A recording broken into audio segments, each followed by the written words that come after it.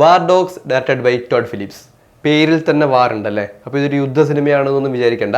പക്ഷേ യുദ്ധവുമായിട്ട് വളരെയധികം ബന്ധമുള്ളൊരു സിനിമയാണ് വാർ ഡോഗ്സ്. നമുക്കറിയാം, യുദ്ധം എന്ന് പറയുന്നത് രണ്ട് രാജ്യങ്ങൾ തമ്മിലുള്ള പ്രശ്നം അല്ലെങ്കിൽ സംഘട്ടനം, വെടിവെപ്പ്, ബോംബേർ, കുറേ ആൾക്കാർ മരിക്കുന്നു, കുറേ ആൾക്കാർ കഷ്ടപ്പെടുന്നു. ഇതിലൊക്കെ ഉപരി യുദ്ധം എന്ന് പറയുന്നത് നല്ലൊരു ബിസിനസ് സാഹചര്യമാണ്. ഏറ്റവും കൂടുതൽ കച്ചവടം നടക്കുന്നൊരു സമയമാണ്, അല്ലെങ്കിൽ കോടിക്കണക്കിന് പൈസയുടെ കച്ചവടം നടക്കുന്നൊരു സമയം കൂടിയാണ് യുദ്ധം എന്ന് പറയുന്നത്.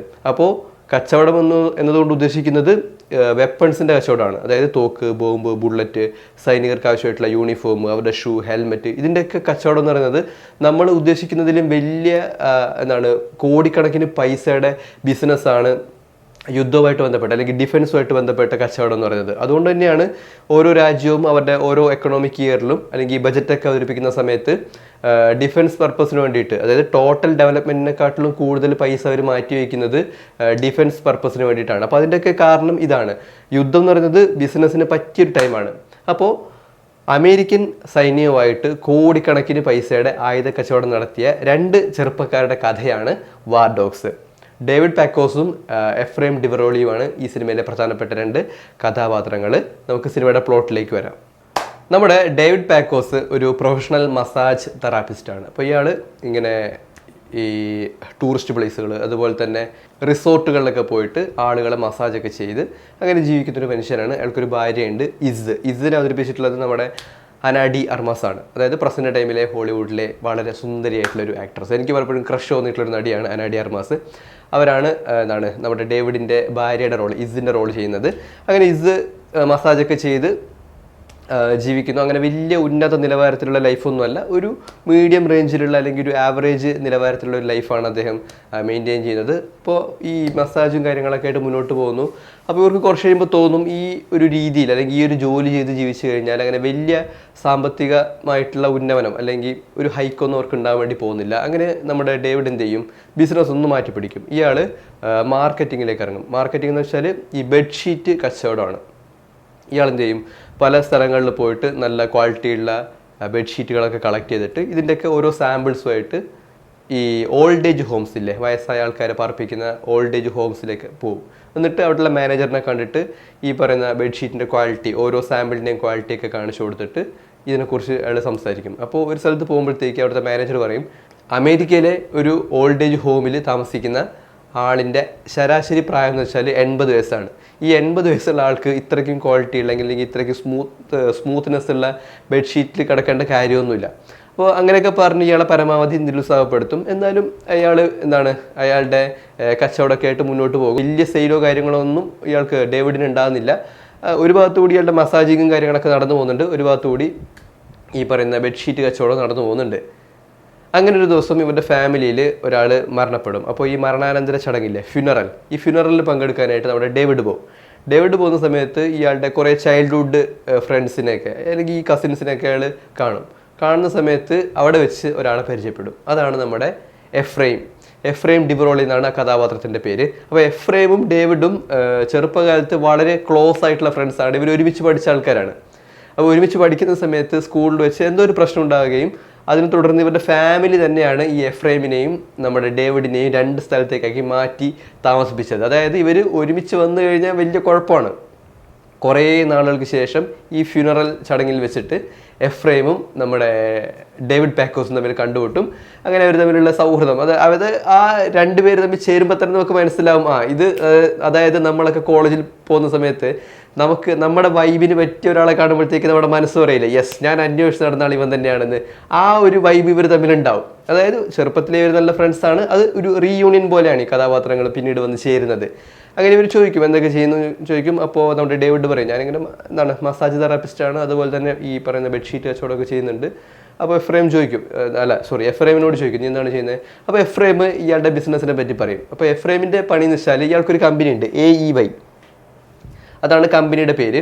അപ്പോൾ ഇയാളുടെ ജോലി എന്ന് വെച്ച് കഴിഞ്ഞാൽ ഈ അമേരിക്കൻ സൈന്യം അവർക്ക് ആവശ്യമുള്ള സാധനങ്ങൾ, അതായത് ഈ വെപ്പൺസ് അതുപോലെയൊക്കെയുള്ള സാധനങ്ങൾ, അവർക്ക് ആവശ്യമുള്ള സാധനങ്ങൾ, സൈന്യത്തിന് ആവശ്യമുള്ള സാധനങ്ങൾ അവരുടെ സൈറ്റിൽ പ്രസിദ്ധീകരിക്കും. ഞങ്ങൾക്ക് ഇങ്ങനെ ഇത്ര സാധനങ്ങളൊക്കെ ആവശ്യമുണ്ട് കൊട്ടേഷനൊക്കെ എടുക്കില്ലേ, അതുപോലെ പ്രസിദ്ധീകരിക്കും. അപ്പോൾ എന്തെങ്കിലും ഈ വലിയ കമ്പനികളൊക്കെ ഈ ചില കൊട്ടേഷൻസൊക്കെ എടുക്കും. വലിയ കമ്പനികൾ എടുക്കുന്ന കൊട്ടേഷനൊക്കെ വലിയ വലിയ കൊട്ടേഷൻസ് ആയിരിക്കും. അതായത് ഒരുപാട് വെപ്പൺസ്, ഒരുപാട് തോക്ക് അല്ലെങ്കിൽ ബോംബ്, വലിയ വലിയ ഓർഡറുകളൊക്കെ എടുത്തിട്ട് അത് സൈന്യത്തിന് ഡെലിവറി ചെയ്യും, അതിൽ നിന്നുള്ള പ്രോഫിറ്റ് ഉണ്ടാക്കും. ഈ എഫ്രൈമിൻ്റെ പണി എന്ന് വെച്ച് കഴിഞ്ഞാൽ ചെറിയ ചെറിയ ഓർഡറൊക്കെ ഉണ്ടാവില്ല. ചെറിയ ഓർഡറൊന്നും ഈ വലിയ കമ്പനികൾ എടുക്കില്ല. ഈ ചെറിയ ഓർഡർ പിടിക്കുക, എന്നിട്ട് എന്ത് ചെയ്യും, അവരുടെ നാട്ടിൽ തന്നെ അമേരിക്കയിൽ തന്നെ അവൈലബിൾ ആയിട്ടുള്ള സാധനങ്ങൾ സംഘടിപ്പിച്ച് സൈന്യത്തിന് കൊടുത്ത് അതിൽ നിന്ന് ചെറിയ പ്രോഫിറ്റ് ഉണ്ടാക്കുക. ഇതാണ് ഇയാൾ ഈ കമ്പനിയോട് ഉദ്ദേശിക്കുന്നത്. അതായത് ആയുധ കച്ചവടം തന്നെയാണ്, പക്ഷേ സ്മോൾ സ്കെയിൽ കച്ചവടമാണ്. അങ്ങനെ എന്ത് ചെയ്യും, ഈ ഡേവിഡിനെയും നമ്മുടെ എഫ്രൈം അയാളുടെ ബിസിനസ്സിൽ ചേർക്കും. അങ്ങനെ ഈ സൈറ്റിനെ കുറിച്ചിട്ടും എവിടെ നിന്നൊക്കെ ഈ പറയുന്ന സാധനങ്ങൾ, വെപ്പൺസ് നമുക്ക് അറേഞ്ച് ചെയ്യാൻ വേണ്ടി പറ്റും, അല്ലെങ്കിൽ ഓർഡർ എവിടെ നിന്നൊക്കെ എടുക്കുക എന്നുള്ള കാര്യങ്ങളൊക്കെ നമ്മുടെ ഡേവിഡിനെ പഠിപ്പിച്ചു കൊടുക്കും. അങ്ങനെ കുറച്ച് ദിവസങ്ങൾ കൊണ്ട് തന്നെ ഡേവിഡ് എന്ത് ചെയ്യും, ഈ ബിസിനസ്സിൻ്റെ ഒരു സെറ്റപ്പ് മൊത്തം മനസ്സിലാക്കിയെടുക്കും. അപ്പോൾ ഇവർക്ക് ഒരു ഇൻവെസ്റ്റ്മെൻറ്റ് വേണമല്ലോ. ആദ്യം തുടക്കത്തിൽ കുറച്ച് പൈസ ചിലവാക്കണമല്ലോ. അപ്പോൾ ഇങ്ങനെ പൈസ ചിലവാക്കാനായിട്ട് ഇവരൊരാളെ കണ്ടുപിടിക്കും. അതായത് അമേരിക്കയിൽ തന്നെയുള്ള, ഇവരുടെ സിറ്റിയിൽ തന്നെയുള്ള ഒരാളായിരിക്കും. ഇയാളൊരു ജൂതനാണ്. എന്നിട്ട് ഇയാളോട് പറയും, ഞങ്ങൾ ഇസ്രായേലിനെ സഹായിക്കാൻ വേണ്ടിയിട്ട്, ഇസ്രായേലിന് വേണ്ടി മാത്രം ആയുധ കച്ചവടം നടത്താൻ വേണ്ടിയിട്ടുള്ള ഒരു പരിപാടിയാണ്, അല്ലെങ്കിൽ അങ്ങനെ ഒരു കമ്പനിയാണ് എന്നൊക്കെ പറഞ്ഞ് തെറ്റിദ്ധരിപ്പിച്ചിട്ട് ഇയാളുടെ കയ്യിൽ നിന്നൊരു പ്രിൻസിപ്പൽ എമൗണ്ട് കൂടി സംഘടിപ്പിച്ച് ഇവരെന്ത് ചെയ്യും, ഈ ബിസിനസ് സ്റ്റാർട്ട് ചെയ്യും. അപ്പോൾ എഫ്രൈം ഒറ്റയ്ക്കുള്ള സമയത്ത് ഇവർക്ക് അങ്ങനെ വലിയ കമ്പനി എന്നൊന്നും പറയാൻ വേണ്ടി പറ്റില്ല. സാധാരണ ഒരു നോർമൽ റൂം, നമ്മൾ സ്റ്റാർട്ടപ്പ് എന്നൊക്കെ പറയില്ലേ, അങ്ങനെ ഒരു ബിസിനസ്സാണിത്. അങ്ങനെ നമ്മുടെ എഫ്രൈമും ഡേവിഡും അവരുടെ ആദ്യത്തെ ഓർഡർ എടുക്കും. അതായത് ആ സമയത്ത് അമേരിക്ക ഇറാഖ് യുദ്ധം നടക്കുന്ന സമയമാണ്. അപ്പോൾ ഇറാഖിൽ ഒരുപാട് അമേരിക്കൻ പട്ടാളക്കാർ പോയിട്ട് സെറ്റിൽ ചെയ്ത് നിൽക്കുന്നുണ്ട്. അപ്പോൾ ഇവർക്ക് നമ്മുടെ പിസ്റ്റൾസ് ആവശ്യമാണ്, ബറാറ്റ പിസ്റ്റൾസ് വരുന്നത് ഇറ്റലിയിൽ നിന്നാണ്. പക്ഷേ ഇറ്റലിയിൽ ഉപരോധം നിലനിൽക്കുന്നത് കൊണ്ട് പിസ്റ്റൾ ഇവർക്ക് ഇറാഖിലേക്ക് എത്തിക്കാൻ വേണ്ടി പറ്റില്ല. അപ്പോൾ ഇവരെന്ത് ചെയ്യും, നമ്മുടെ ഡേവിഡും എഫ്രൈമും ആദ്യം ജോർദാനിൽ പോകും. ജോർദാനിൽ പോയിട്ട് ഈ പറയുന്ന പിസ്റ്റളൊക്കെ സംഘടിപ്പിച്ചിട്ട് റോഡ് വഴി ഇറാഖിലേക്ക് എത്തിക്കാം. അതാണ് അവരുടെ പ്ലാന്. അങ്ങനെ ഇവർ നേരെ ജോർദാനിൽ വരും. ജോർദാനിൽ വരുന്ന സമയത്ത് ജോർദാനിലെ ലോക്കലായിട്ടുള്ള ആൾക്കാർ, അതായത് ഈ വെപ്പൺസ് ഒക്കെ ആയിട്ട് ബന്ധപ്പെട്ട ആൾക്കാർ ഇവർ കണ്ടുമുട്ടും. അപ്പോൾ ഇവർക്ക് ഇംഗ്ലീഷ് അറിയില്ല. ആർക്ക്? ജോർദാനിലുള്ള ആൾക്കാർക്ക്. ഇവർക്ക് ഇംഗ്ലീഷ് മാത്രമേ അറിയൂ. അപ്പോൾ ഇത് ട്രാൻസ്ലേറ്റ് ചെയ്ത് കൊടുക്കുന്നത് ചെറിയൊരു കുട്ടിയാണ്. അതായത് എഫ്രൈമും ഡേവിഡും അവർക്ക് പറയാനുള്ള കാര്യങ്ങളൊക്കെ ഈ കുട്ടിയോട് ഇംഗ്ലീഷിൽ പറഞ്ഞു കൊടുക്കും. കുട്ടി അതിനെ ട്രാൻസ്ലേറ്റ് ചെയ്തിട്ട് അറബിയിൽ ജോർദാനിലുള്ള ലോക്കലായിട്ടുള്ള ടീമിനോട് പറഞ്ഞു കൊടുക്കും. അങ്ങനെ ഇവർ കാര്യങ്ങളൊക്കെ പറഞ്ഞ് സെറ്റ് ചെയ്ത് ഒരു ട്രക്ക് സംഘടിപ്പിക്കും. ട്രക്കിൽ വേണമല്ലോ ഈ പിസ്റ്റൾ മൊത്തം അവിടെ എത്തിക്കാനായിട്ട്. അങ്ങനെ ഈ പിസ്റ്റളൊക്കെ റെഡിയാക്കി ട്രക്കിൽ കയറ്റി ഡ്രൈവറെ സംഘടിപ്പിച്ച് ഇവരിങ്ങനെ റോഡിൽ കൂടി പോകുന്ന സമയത്ത് ഡ്രൈവറോട് ചോദിക്കും. അതായത് ഈ ഡ്രൈവർ ജോർദാനിലെ നമ്പർ 1 കള്ളക്കടത്തുകാരനാണ്, അല്ലെങ്കിൽ നമ്പർ 1 ഡ്രൈവറാണ്, നിരന്തരം ബാഗ്ദാദിലേക്ക് സർവീസ് ചെയ്യുന്ന ആളാണ്, ഒരു എക്സ്പേർട്ട് ആയിട്ടുള്ള ഡ്രൈവറാണെന്നൊക്കെ പറഞ്ഞിട്ടാണ് ഇവരുടെ കൂടെ കൂടിയിട്ടുള്ളത്. എന്നിട്ട് ഈ ഡ്രൈവറോട് ചോദിക്കും, നമ്മളവിടെ എത്തുമോ? അപ്പോൾ ഡ്രൈവർ പറയും 50-50, നമ്മൾ ജീവനോട് എത്തുമോ?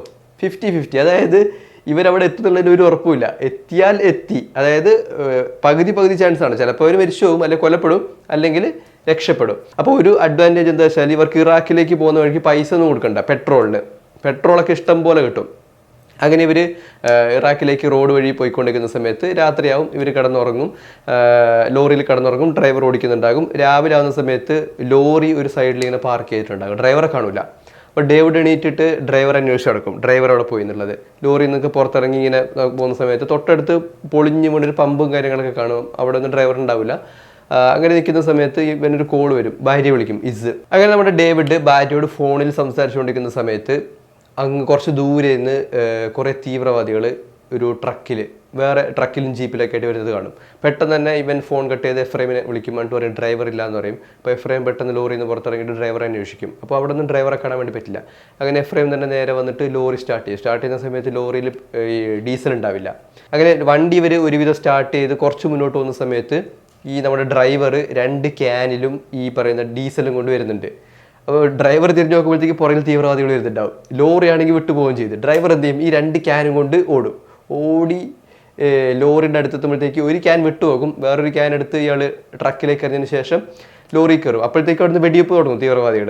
അങ്ങനെ ഒരു തരത്തിൽ വണ്ടിയെടുത്ത് ഓടുന്ന വണ്ടിയിൽ നിന്ന് തന്നെ ഇവരെന്ത് ചെയ്യും, ഈ പറയുന്ന ഡീസൽ ടാങ്ക് ഓപ്പൺ ചെയ്തിട്ട് അതിനകത്തേക്ക് ഡീസൽ റീഫിൽ ചെയ്യുന്നുണ്ടാകും, പുറകിൽ വെടിവെപ്പ്, ഫ്രണ്ടിൽ ചേസ്. അങ്ങനെ കിഡിലുമായിട്ടാണ് ആ സീൻ ചെയ്ത് വെച്ചിട്ടുള്ളത്. അപ്പോൾ കുറച്ച് ദൂരം പോകുന്ന സമയത്ത് പിന്നെ അമേരിക്കൻ ആർമിയുടെ ഹെലികോപ്റ്റർ വരും, തീവ്രവാദികളെ മൊത്തം വെടിവെക്കുകയും ചെയ്യും. അങ്ങനെ ഒരു തരത്തിൽ ഇവർ ബാഗ്ദാദിലെത്തി ഈ പറയുന്ന അമേരിക്കൻ സെറ്റിൽമെൻറ്റിലെത്തിയിട്ട് ഈ പറയുന്ന പിസ്റ്റൾസ്, ബറാട്ട പിസ്റ്റൾസ് മൊത്തം അമേരിക്കൻ സൈന്യത്തിന് ഡെലിവറി ചെയ്യും. അങ്ങനെ അവരുടെ ആദ്യത്തെ ബിസിനസ് തന്നെ വൻ വിജയമായിട്ട് മാറും. അങ്ങനെ ഒരുപാട് പൈസ അവർക്ക് പ്രോഫിറ്റ് ആയിട്ട് കിട്ടും. അതിങ്ങനെ പെട്ടിയിലൊക്കെ നിറച്ചിട്ട് അവർ തിരിച്ച് അമേരിക്കയിലേക്ക് വരും.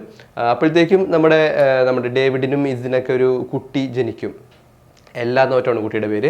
കുട്ടിയൊക്കെ ജനിച്ച് അവർ നല്ലൊരു ഫ്ലാറ്റൊക്കെ വാങ്ങും. അപ്പുറത്ത് തന്നെ എഫ്രൈം ഒരു ഫ്ലാറ്റ് വാങ്ങും.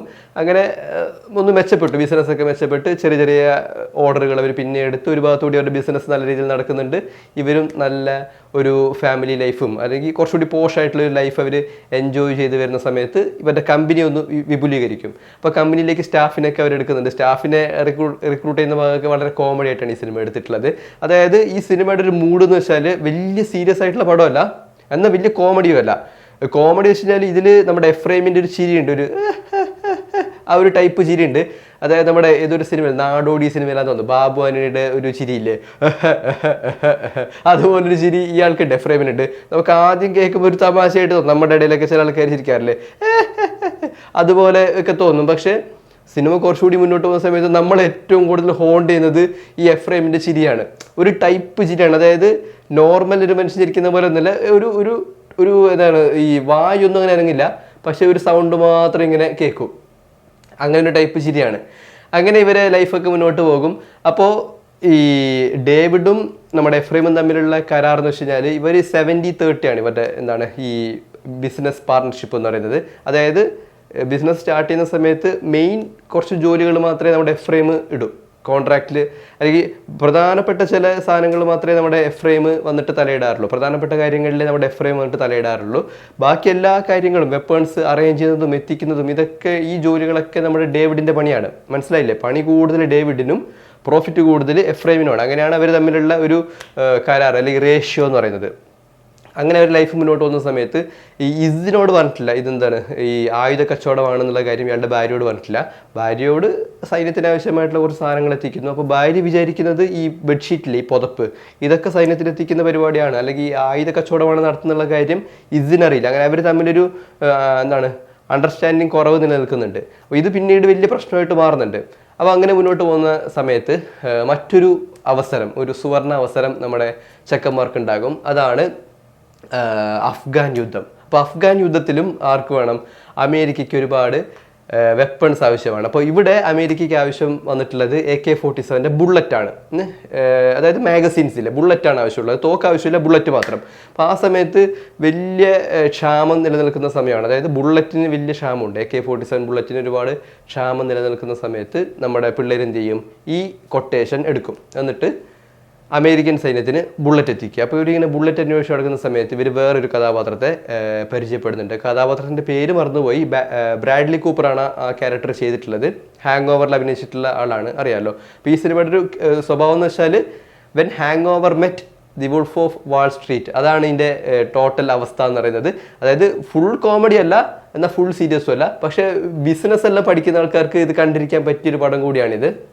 അതായത് തമാശയുണ്ട്, പക്ഷേ ബിസിനസ് ലൈനും ഉണ്ട് ഈ സിനിമയിൽ. അപ്പോൾ ബ്രാഡ്ലി കൂപ്പറിൻ്റെ കഥാപാത്രത്തെ കണ്ടുമുട്ടും. ബ്രാഡ്ലി കൂപ്പറിന് നേരിട്ട് ഈ ബിസിനസ് ചെയ്യാൻ വേണ്ടി പറ്റില്ല, കാരണം ബ്രാഡ്ലി ഒരു ആയുധ കച്ചവടക്കാരൻ തന്നെയാണ്. പക്ഷേ ഇയാൾക്ക് തീവ്രവാദികളുമായിട്ട് എന്തൊക്കെയോ ചില ബന്ധങ്ങളൊക്കെ ഉണ്ടെന്ന് ഒരു സംസാരമുണ്ട്. അതുകൊണ്ട് അയാൾക്ക് നേരിട്ട് അമേരിക്കൻ സൈന്യത്തിന് ഈ വെപ്പൺസ് കച്ചവടം ചെയ്യാൻ വേണ്ടി പറ്റില്ല. അപ്പോൾ നമ്മുടെ ബ്രാഡ്ലി എന്ത് ചെയ്യും? ഈ പറയുന്ന ഈ AK-47 ബുള്ളറ്റ് അൽബേനിയയിലൊരു സ്ഥലത്ത് കുറേ ബുള്ളറ്റ് കെട്ടിക്കിടക്കുന്നുണ്ട് എന്നുള്ള കാര്യം ഇവരോട് പറയും, അവിടെ എഫ്രൈമിനോടും ഡേവിഡിനോട് പറയും. അങ്ങനെ ഇവരെന്ത് ചെയ്യും? നേരെ അൽബേനിയയിലേക്ക് പോകും.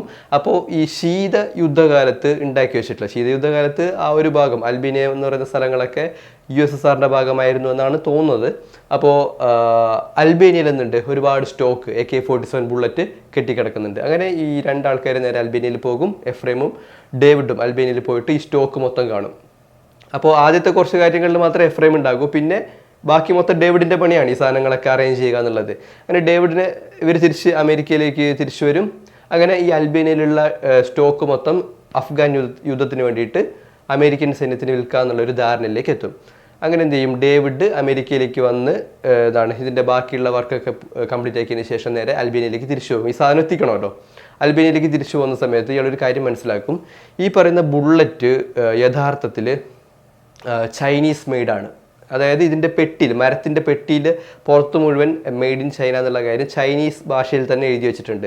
അപ്പോൾ ചൈനയുമായിട്ട് അമേരിക്കയ്ക്ക് അങ്ങനെ ബിസിനസ് ചെയ്യാൻ വേണ്ടി പറ്റില്ല, കാരണം അവിടെ ചില ഉപരോധങ്ങൾ നിലനിൽക്കുന്നുണ്ട്. എന്ന് മാത്രമല്ല, ഈ ഉപരോധങ്ങളുള്ള രാജ്യങ്ങളിൽ നിന്ന് ഈ സാധനങ്ങൾ അമേരിക്കൻ സൈന്യത്തിന് വിറ്റ് കഴിഞ്ഞാൽ ഇവർക്ക് പിന്നെ അമേരിക്കയിൽ ആയുധങ്ങൾ പോയിട്ട് ഒരു തീപ്പെട്ടി പോലും വിൽക്കാൻ പറ്റില്ല. ഇതെല്ലാം കരിമ്പട്ടികയിൽ ഉൾപ്പെടും. ഇവർക്ക് ഒരു ബിസിനസ്സും ചെയ്യാൻ വേണ്ടി പറ്റില്ല. ഇവരുടെ കമ്പനിക്ക് AEY എന്ന് പറയുന്ന കമ്പനിക്ക് ഒന്നും ചെയ്യാൻ വേണ്ടി പറ്റില്ല. അപ്പോൾ നമ്മുടെ ഡേവിഡ് എഫ്രൈമിനെ വിളിച്ചിട്ട് പറയും, ഇതിങ്ങനെ ചൈനീസ് പ്രൊഡക്റ്റ് ആണ്, മെയ്ഡ് ഇൻ ചൈനയാണ്, നമ്മൾ എന്ത് ചെയ്യുന്നു ഇവർ ചോദിക്കും. അപ്പോൾ എഫ്രൈം പറയും, അതിൻ്റെ പെട്ടിയിൽ മാത്രമല്ലേ മെയ്ഡ് ഇൻ ചൈനയുടെ കാര്യങ്ങളൊക്കെ ഉള്ളൂ, നമുക്കൊരു കാര്യം ചെയ്യാം, ആ പെട്ടി പൊളിച്ച് മാറ്റിയിട്ട് പ്ലാസ്റ്റിക് ബാഗിലേക്ക് ബുള്ളറ്റ് മൊത്തം മാറ്റാം, അപ്പോൾ പിന്നെ കുഴപ്പമില്ലല്ലോ. എന്നിട്ട് ഇവരെന്ത് ചെയ്യും, ഈ കോടിക്കണക്കിന് വരുന്ന ബുള്ളറ്റ് മൊത്തം ഈ മരത്തിൻ്റെ പെട്ടിയിൽ നിന്ന് മാറ്റി പ്ലാസ്റ്റിക് ബാഗിനകത്തേക്ക് മാറ്റാനായിട്ട് ഒരു കോൺട്രാക്ടറിനെ ചുമതലപ്പെടുത്തും. അപ്പോൾ ഒരുപാട് സാധനങ്ങളുണ്ട്, ഒരുപാട് ബുള്ളറ്റ് ഉണ്ട്, കോടിക്കണക്കിന് ബുള്ളറ്റ് ഉണ്ട്. ഈ ബുള്ളറ്റ് മൊത്തം പെട്ടിയിൽ നിന്ന് മാറ്റിയിട്ട് പ്ലാസ്റ്റിക്കിൻ്റെ കവറിലേക്ക് ആക്കാനായിട്ട് എത്ര ദിവസം വേണം? അപ്പോൾ കോൺട്രാക്ടർ ഒരു കുറച്ച് ദിവസം പറയും, ഈ കുറച്ച് പണിക്കാരുടെ എണ്ണവും പറയും, ഇത്രയും പണിക്കാരുണ്ടെങ്കിൽ ഇത്ര ദിവസം കൊണ്ട് ഈ പറയുന്ന പെട്ടിയൊക്കെ പൊളിച്ച് പ്ലാസ്റ്റിക്കിൻ്റെ ബാഗിനകത്തേക്ക് ആക്കി മാറ്റാം. അപ്പോൾ അതിന് തന്നെ ഒരു കോസ്റ്റ് ആകും. അപ്പോൾ അവർ ആ കോസ്റ്റ് ബാലൻസ് ചെയ്യുന്നത് ഈ പെട്ടി, അതായത് ഇത്രയും വെയിറ്റുള്ള മരത്തിൻ്റെ പെട്ടി നമ്മൾ ഷിപ്പിൽ കൊണ്ടുവന്ന് കഴിഞ്ഞാൽ അതിന് പൈസയാകും. ആ പൈസ നമുക്ക് ഇവിടുന്ന് കുറയ്ക്കാൻ വേണ്ടി പറ്റും. പ്ലാസ്റ്റിക്കിൻ്റെ കവറാകുമ്പോഴത്തേക്ക് അത്രയും വെയിറ്റ് വരുന്നില്ല എന്ന് മാത്രമല്ല, കുറച്ച് അടുപ്പിച്ച് വെക്കാമല്ലോ. അപ്പോൾ വലിയ ബിസിനസ് ലൈനിലാണ് ഇവർ ചിന്തിക്കുന്നത്. ആ ഭാഗമൊക്കെ ഞാൻ നല്ലോണം എൻജോയ് ചെയ്തൊരു പാർട്ടാണ്. എന്നിട്ട് അവരെന്ത് ചെയ്യും, ഡേവിഡ് അൽബേനിയയിലുണ്ട്, എഫ്രൈം അമേരിക്കയിലുണ്ട്.